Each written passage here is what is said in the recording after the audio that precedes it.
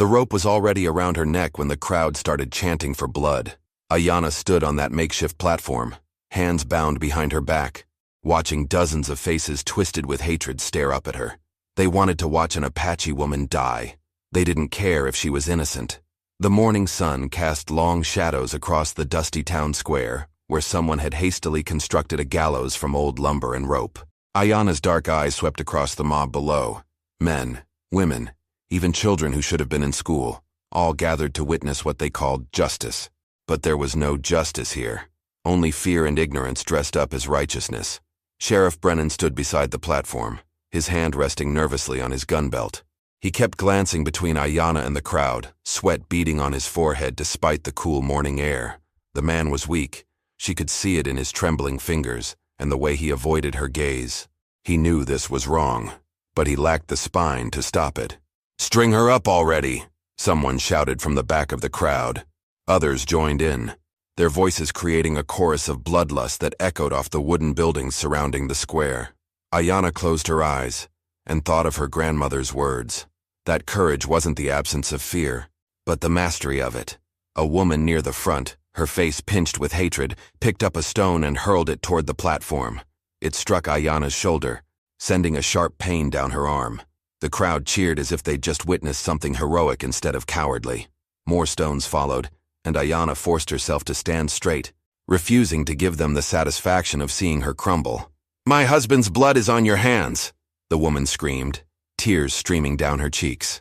"You and your savage people killed him in cold blood." Ayanna wanted to tell her the truth, that she'd been 50 miles away when the attack happened, tending to her sick cousin in the hills. But they wouldn't listen. They'd already decided she was guilty the moment they saw her Apache features. To them, one Apache was the same as another, all responsible for every crime committed by any member of her people. Sheriff Brennan cleared his throat and unfolded a piece of paper with shaking hands. "Ayanna of the Apache tribe," he began, his voice barely audible over the crowd's murmur. "You stand accused of murder, theft, and conspiracy against the people of this territory.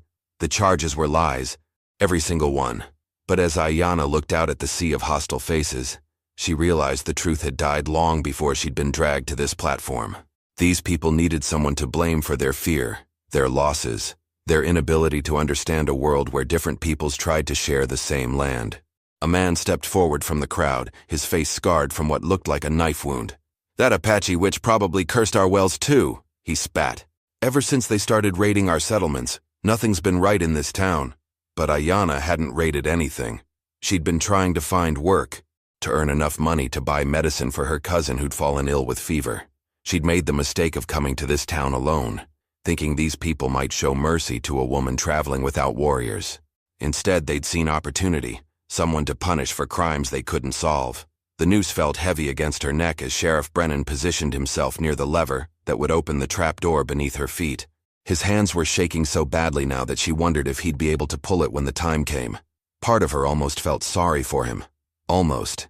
But then she heard the sound of hoofbeats approaching fast from the edge of town, and something in the rhythm made several people in the crowd turn their heads toward the sound. The rider emerged from the dust cloud like something out of a fever dream. His horse was massive, black as midnight, and the man sitting tall in the saddle carried himself with the kind of authority that made conversations stop mid-sentence. Caleb Thornfield had arrived, and even from a distance, Ayanna could see the way the crowd's energy shifted. "What's the meaning of this?" Caleb's voice cut through the morning air as he dismounted, his boots hitting the ground with purpose. He was tall, broad-shouldered, with weathered hands that spoke of years working cattle and land. But it was his eyes that caught Ayanna's attention.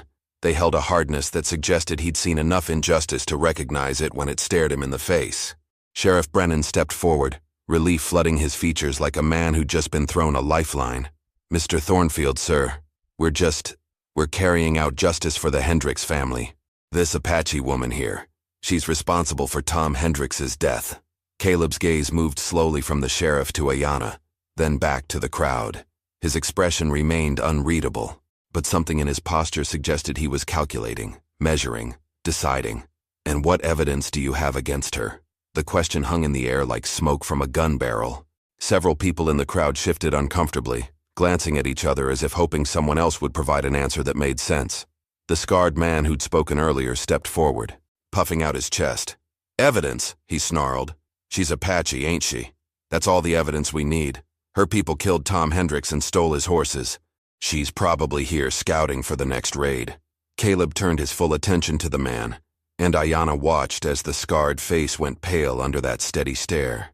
"So your evidence is her bloodline, Marshall Creek? That's what passes for justice in this town now?"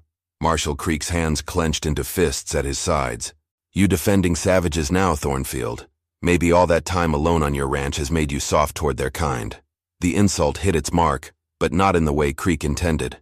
Instead of backing down, Caleb stepped closer, and suddenly the space between them felt charged with danger. "Careful, Creek. I've buried better men than you for saying less." Ayanna felt her heart hammering against her ribs as she watched the confrontation unfold. This stranger, this Caleb Thornfield, was risking his reputation, maybe his life, to question what this mob called justice. But why? She'd never seen him before, had no claim on his protection or loyalty. Sheriff Brennan raised his hands, trying to diffuse the tension. "Now, gentlemen, let's keep this civil. Mr. Thornfield, I understand your concerns, but the people of this town have spoken. They want justice for what happened to the Hendricks family." "Justice?" Caleb's laugh was cold, sharp as a blade. "You call this justice? Stringing up a woman based on nothing but fear and prejudice?" The crowd began to murmur, some voices rising in anger. A woman near the back shouted, "She's one of them that killed our people." Others joined in, their voices blending into a chorus of accusation and hatred. But Caleb wasn't finished. He looked up at Ayanna, and for the first time since they'd put that noose around her neck, she saw something she'd almost forgotten existed: compassion in a white man's eyes. "Has anyone bothered to ask her where she was when Hendricks was killed?" Caleb called out, his voice carrying over the crowd's noise. "Or are we just going to murder a woman, because it's easier than finding the real killers?" That's when Marshall Creek made his first serious mistake. He reached for his gun. Caleb's hand moved faster than lightning, his Colt clearing leather before Creek's fingers even touched his grip. The metallic click of the hammer being pulled back echoed across the suddenly silent town square, like a death sentence waiting to be carried out. "I wouldn't," Caleb said quietly, his voice carrying the kind of calm that made smart men very nervous. Creek's hand froze halfway to his weapon, sweat now visible on his scarred forehead. "Unless you're faster than me, Marshall, and I'm betting you're not." The crowd had gone dead silent, the kind of quiet that settles over a place when violence hangs in the air like smoke.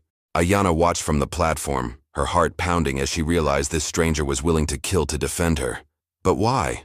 What could she possibly mean to a man she'd never met? Sheriff Brennan's voice cracked as he tried to regain control. "Now hold on, both of you. There's no need for gunplay here. We're civilized people." "Civilized?" Caleb kept his gun trained on Creek while his eyes swept the crowd. "Civilized people don't lynch women without evidence. They don't gather like vultures to watch someone die for the crime of being born different." An older woman in a black dress pushed forward from the crowd, her face twisted with grief and rage. "That woman's people murdered my son. They scalped him and left him for the buzzards. Don't you dare lecture us about civilization when we're burying our children." Ayanna's throat tightened. She knew the pain in that woman's voice, had felt it herself when soldiers had killed her brother 3 winters ago. But pain didn't justify murder, and grief didn't make lies into truth. "Mrs. Patterson," Caleb said, his voice gentler now but his gun still steady on Creek, "I'm sorry for your loss." "Truly, but killing an innocent woman won't bring your boy back." "Innocent?" Creek spat, his hand still hovering near his weapon. "She admits she's Apache. That makes her guilty of every crime her people ever committed." Caleb's eyes hardened again. "By that logic, Creek, every white man here is guilty of every atrocity ever committed by white soldiers. Should we string you all up too?" The comparison hit the crowd like a slap. Several people looked uncomfortable, shifting their weight and avoiding eye contact. But their bloodlust hadn't cooled entirely.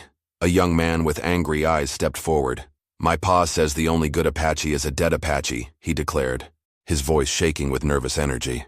Maybe it's time this town had a leader who understands that. Caleb slowly turned to face the young man, and Ayanna saw something dangerous flicker in his expression. "Your pa teach you to murder women too, boy?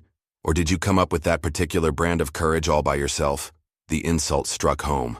The young man's face flushed red, and his hand moved toward the knife at his belt. But before he could draw it, another voice cut through the tension. Maybe we should hear what she has to say. Everyone turned to see who had spoken. It was Dr. Morrison, the town physician, a respected man whose opinion carried weight. He pushed through the crowd slowly, his medical bag in hand, his gray beard neatly trimmed despite the early hour. Before we do something we can't undo, Dr. Morrison continued, perhaps we should at least listen to her side of the story. Creek's lip curled in disgust. Since when do we negotiate with savages, Doc? But something had shifted in the crowd's mood, and Ayanna could feel it like a change in the weather. Dr. Morrison's words created a crack in the mob's certainty, and Caleb seized the moment. The doctor's right. If we're going to take a life, we'd better be damn sure we're taking the right one. Sheriff Brennan looked between the crowd and the platform, clearly torn between his duty and his desire to avoid bloodshed. I suppose we could hear what she has to say. But that doesn't mean, cut her down from there, Caleb interrupted, holstering his weapon but keeping his stance ready. No one should have to defend themselves with a noose around their neck. Creek laughed bitterly. You're going soft, Thornfield. Next thing you know, you'll be inviting Apaches to Sunday dinner. Something dark passed across Caleb's face at those words, a shadow that suggested old pain. Ayanna caught it, even from the platform, and wondered what ghosts this man carried. But he composed himself quickly, addressing the sheriff with quiet authority. Brennan, either you cut her down, or I will. And if I have to come up there myself, Creek here might find himself explaining to God why he thought drawing on me was a good idea. The sheriff's hands shook as he climbed the platform steps. Ayanna felt the rope loosen around her neck, and for the first time in hours, she could breathe without feeling death's cold fingers against her throat. When Brennan cut the bonds around her wrists, circulation returned to her hands like fire. Now, Caleb called up to her. Tell us where you were when Tom Hendricks was killed. Ayanna rubbed her wrists and looked out at the sea of hostile faces. Most still wanted her blood, but a few seemed genuinely curious to hear what she had to say. Dr. Morrison nodded encouragingly, while Creek scowled like a man watching his entertainment being ruined. I was 50 miles north, she said, her voice steady despite everything they'd put her through. In the hill country, caring for my cousin who had taken ill with fever. She couldn't keep food down, couldn't even stand without help. Convenient story, Creek sneered. Got any witnesses to back that up? Oh wait, I forgot. Apaches don't exactly keep written records. But Doctor, Morrison stepped forward, his expression thoughtful. What kind of fever? What were the symptoms? Ayanna looked down at him, surprised by the genuine interest in his voice. She burned hot for 3 days and nights, couldn't hold water down. Her skin turned yellow like autumn leaves. The doctor's eyebrows rose. Did you treat her with willow bark tea and cool compresses? Yes, Ayanna replied. And ground echinacea root mixed with honey when we could find it. Dr. Morrison nodded slowly. Those are the right treatments for what sounds like yellow fever. Most people around here wouldn't know that combination. He turned to address the crowd. She knows medicine. Real medicine, not superstition. But Creek wasn't convinced. So she knows some folk remedies. That doesn't prove she wasn't raiding settlements. Caleb stepped closer to the platform.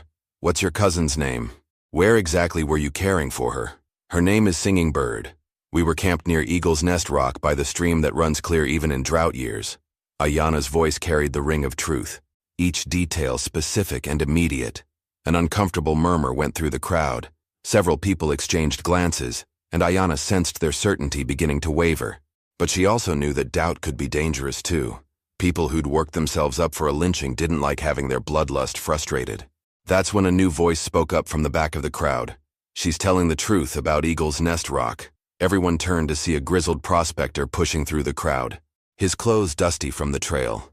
Name's Jonas Fletcher. I was working claims up that way last week. Saw an Apache woman tending to a sick girl by that very stream. Figured it was none of my business as long as they didn't bother me. Creek's face turned red with frustration. One witness don't prove nothing. Maybe they were planning raids between nursing duties. But Caleb had heard enough. He looked up at Ayanna with something that might have been respect. Miss, what's your full name? Ayanna Three Hawks, she replied, meeting his gaze directly. Miss Three Hawks, Caleb said formally. I believe you're innocent of these charges. The crowd erupted in angry shouts, but underneath their fury, Ayanna heard something else. The sound of doubt creeping in like water through a cracked dam. The crowd's anger reached a boiling point as Creek raised his voice above the chaos. So what if she wasn't there that exact day? Her people still killed Tom Hendricks. Apache blood runs in her veins, and that makes her guilty of every raid, every murder, every scalping her kind ever did. His words struck a chord with many in the crowd. Heads nodded, fists clenched, and the hunger for violence began to rebuild like a fire-fed fresh kindling. Ayanna felt the momentum shifting back toward the gallows, and fear crept up her spine despite Caleb's protection. But Caleb stepped onto the platform beside her, his presence commanding attention. "Let me tell you something about guilt by bloodline," he said, his voice carrying across the square. "My grandfather fought in the war against Mexico. Does that make me responsible for every Mexican who died in that conflict? That's different," Creek shot back. "We're civilized people. We don't scalp children and burn homesteads, don't we?" Caleb's question hit like a thunderbolt. "What about the Apache children killed at Sand Creek? What about the villages burned by our cavalry? If we're going to judge people by their bloodline, then every man here shares the guilt for those atrocities too." The comparison made several people in the crowd shift uncomfortably. Mrs. Patterson, the grieving mother who'd spoken earlier, looked troubled by Caleb's words, but Creek sensed his support slipping and played his strongest card. "You're defending her awful hard for someone who just met her," Creek said with a sly grin. "Makes a man wonder if maybe you got other reasons for wanting to keep this Apache woman alive." The insinuation hung in the air like poison. Ayanna felt the crowd's mood turn ugly again as they latched onto Creek's implication. Whispers started, crude suggestions about Caleb's motives for protecting an Apache woman. Caleb's face went stone cold. "Careful, Creek. You're walking on dangerous ground." "Am I?" Creek's confidence grew as he sensed the crowd rallying behind him again. Maybe the great Caleb Thornfield has a taste for savage women. Maybe that's why he's so eager to... Creek never finished the sentence. Caleb moved with deadly speed, vaulting off the platform and crossing the distance between them in 3 quick strides. His fist connected with Creek's jaw with a sound like splitting wood, sending the man sprawling in the dirt. The crowd erupted in chaos. Some cheered the fight, others tried to break it up, and still others called for Ayanna to be strung up while the men were distracted. In the confusion, Sheriff Brennan drew his gun but seemed unsure who to point it at. Creek rolled to his feet, blood streaming from his split lip, and this time he managed to clear his weapon. "Now you've done it, Thornfield. Time someone taught you that savage loving gets a man killed." Caleb faced him down, unarmed but unafraid. The 2 men circled each other like wolves, and Ayanna realized with growing horror that blood was about to be spilled over her. "If you were Caleb, what would you do? Draw your gun and risk killing a man in front of the whole town? Or try to talk Creek down and risk being shot yourself? Tell me in the comments. I need to know which side you'd choose, because what Caleb decided next would determine whether Ayanna lived to see another sunset." But before either man could make their move, a new voice cut through the chaos. Young, clear, and absolutely terrified. "Stop. Please, everybody stop." A boy of maybe 12 years old came running into the square, tears streaming down his face, clutching something in his small hands that would change everything. The boy stumbled into the center of the confrontation, his chest heaving from running hard. Creek and Caleb both froze, their deadly standoff interrupted by this unexpected arrival. The child looked around desperately, his young face streaked with tears and dirt. "Please," he gasped, holding up what looked like a torn piece of fabric. "You can't hurt her. She saved my life." Sheriff Brennan lowered his gun, confusion replacing the tension in his voice. "Billy? Billy Hendricks? What are you doing here, son? You should be home with your ma." Ayanna's heart nearly stopped. This was Tom Hendricks' boy, the son of the man she was accused of killing. If anyone in this crowd had reason to want her dead, it was this child. Yet here he was, defending her. Creek wiped blood from his lip, his eyes narrowing as he looked at the boy. "What's this nonsense about her saving your life? This woman's people killed your pa." Billy shook his head violently, clutching the fabric tighter. "No, you're all wrong. It wasn't her people who killed pa. I saw who really did it." A stunned silence fell over the crowd.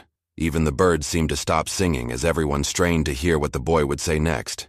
Dr. Morrison stepped forward gently, his voice kind but urgent. "Billy, son, tell us what you saw. Take your time." The boy's voice shook as he began his story.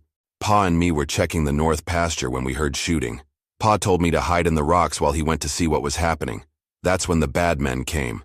"What bad men?" Caleb asked, his confrontation with Creek forgotten for the moment. "White men," Billy said, his words hitting the crowd like physical blows. 3 of them, dressed like cowboys, but with bandanas covering their faces. They had Pa's horses already loaded with supplies they'd stolen from our ranch. Creek's face had gone pale, but he tried to maintain his aggression. The boy's confused, scared. Maybe he saw Apaches, but his mind's playing tricks. "I know what I saw," Billy interrupted with surprising force. One of them had a scar on his hand shaped like a crescent moon. Another one walked with a limp from an old injury. "These weren't Indians, Mr. Creek. These were white men stealing from us and making it look like Apache raids." The implications of Billy's words rippled through the crowd like wildfire. If he was telling the truth, then not only was Ayanna innocent, but the real killers were still out there. Worse, they were deliberately framing the Apache for their crimes. Mrs. Patterson pushed forward, her face a mixture of hope and anguish. "Billy, are you certain? You're absolutely sure it wasn't Indians who killed your father?" "Yes, ma'am," Billy said, then held up the torn fabric. "This piece came from one of their shirts when Pa fought back. It's blue cotton with white stitching. I never saw any Apache wear cloth like this." Dr. Morrison examined the fabric, nodding slowly. "This is definitely from a white man's shirt. Good quality cotton. Machine-stitched. Not something you'd find in an Apache camp." But Creek wasn't ready to give up his narrative. "Even if that's true, it doesn't prove she's innocent. Could be her people working with white outlaws. Happens all the time. Savages team up with criminals to raid honest folks." Caleb stepped closer to Creek, his patience finally exhausted. "You're reaching, Creek. Face the truth. You were about to lynch an innocent woman." "Innocent?" Creek spat. "She's still Apache. Still one of them that's been raiding our territory. Even if she didn't kill Hendricks, she's guilty of something." That's when Billy did something that surprised everyone. The 12-year-old boy walked directly to the platform where Ayanna stood and looked up at her with eyes that held more wisdom than a child should possess. "Miss," he said quietly, "I'm sorry for what these people tried to do to you. My pa always taught me that a man's judged by his actions, not his blood. He would have been ashamed to see you treated this way." Ayanna felt tears sting her eyes for the first time since this ordeal began. This boy, who had every reason to hate her, was showing more humanity than the entire mob combined. But Creek's voice cut through the moment like a knife. "This changes nothing. Even if she didn't kill Hendricks, she's still Apache, still dangerous. Still needs to hang." That's when Jonas Fletcher, the prospector, spoke up with information that would shatter everyone's assumptions about the recent raids. Jonas Fletcher stepped forward, his weathered face grim with purpose. "Speaking of those raids, I got something to say that might interest folks." He reached into his coat and pulled out a small leather pouch. "Found this near my claim last week. Same day I saw Miss Three Hawks tending her sick cousin."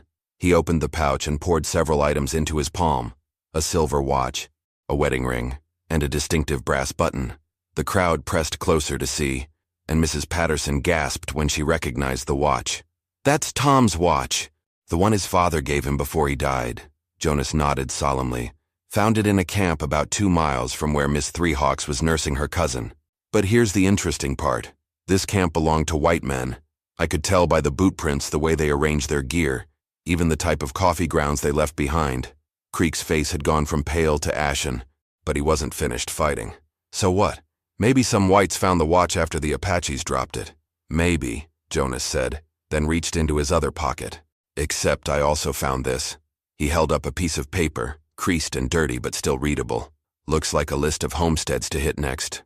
Written in English, in a white man's hand." Sheriff Brennan took the paper with shaking fingers and read it aloud. "Johnson Ranch, Friday. Miller Farm, Saturday. Hendricks Place a Sunday." His voice cracked as he looked up. "Tom was killed on Sunday." The implications hit the crowd like a landslide. Not only had they been wrong about Ayanna, but there was an organized group of white outlaws systematically raiding homesteads and letting the Apache take the blame. The silence stretched long and uncomfortable as people began to realize what they'd almost done. Dr. Morrison cleared his throat. "Miss Three Hawks, I believe I speak for many here when I say we owe you a profound apology." But Creek wasn't ready to admit defeat. His face twisted with desperate rage as he saw his narrative crumbling. "This is all lies, planted evidence. You're all being fooled by Apache trickery. Enough." "Creek," Caleb said, his voice carrying final authority. "Face the truth. You were wrong."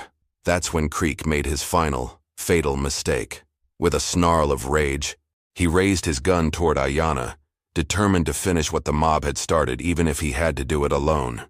If nobody else has the guts to kill this savage. I will! Caleb's Colt cleared leather with lightning speed, the shot echoing across the town square like thunder.